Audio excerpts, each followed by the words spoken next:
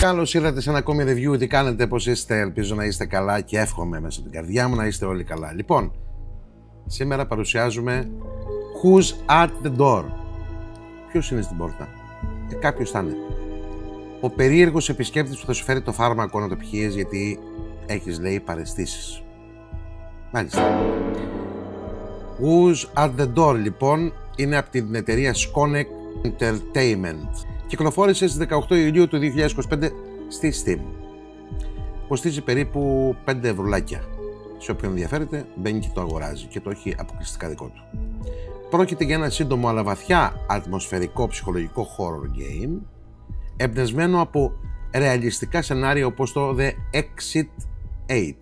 Ο παίκτης βρίσκεται παγιδευμένος σε ένα μικρό σπίτι, ταυτόχρονα υποφέρει από ψύχωση και δεν έχει μνήμη. Δεν θυμάται τίποτα. Κάθε μέρα ακούγεται χτύπημα στην πόρτα. Τακ, τακ, τακ. Πρέπει να εκτιμήσεις, λέει, αν είναι παραισθητικό ή πραγματικό. Δεν ξέρεις αν το χτύπημα αυτό είναι αληθινό ή το βγάζει το μυαλό σου. Αν είναι αληθινό, ανοίγεις την πόρτα και παίρνεις το φάρμακο από τον επισκέπτη. Αν όχι, μένεις ασφαλής μέσα και παίρνεις το φάρμακο δίπλα από την πόρτα από το κομμωδίνο. Πρέπει να ακολουθήσουμε αυτή την ρουτίνα για 8 ημέρες και ίσως βελτιωθεί όλη μας η ψυχωτική κατάσταση. Στο συγκεκριμένο παιχνίδι υπάρχουν 3 βασικά ending και ένα true final ending και ένα αληθινό final. Απλά πρέπει να ξεκλειδώνουμε κάποια πράγματα και να μαζέψουμε όλα τα κομμάτια μιας κούκλας που βρίσκονται κρυμμένα κατά την επανάληψη του παιχνιδιού. Ολοκληρώνοντας τα ending, ενεργοποιείται και μια εντελώς ανανεωμένη endless mode για αντιστοίχως ανανεωμένη και επαναληπτική εμπειρία. Μάλιστα, ατμόσφαιρα 8 στα 10 πήρε το συγκεκριμένο παιχνίδι, επενώντας την ένταση, τη μελαγχολική ατμόσφαιρα, το sound design, ιδιαίτερα στα χτυπήματα της πόρτας και την αξία multiple endings. Το παιχνίδι είναι πολύ μικρό, από 60 μέχρι 120 λεπτά.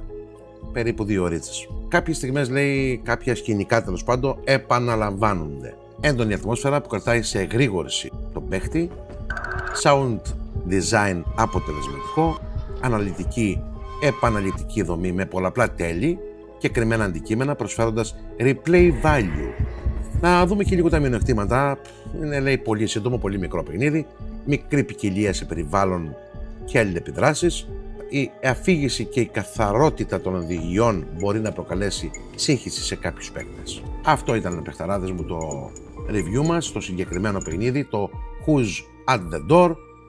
Μπείτε να το δείτε.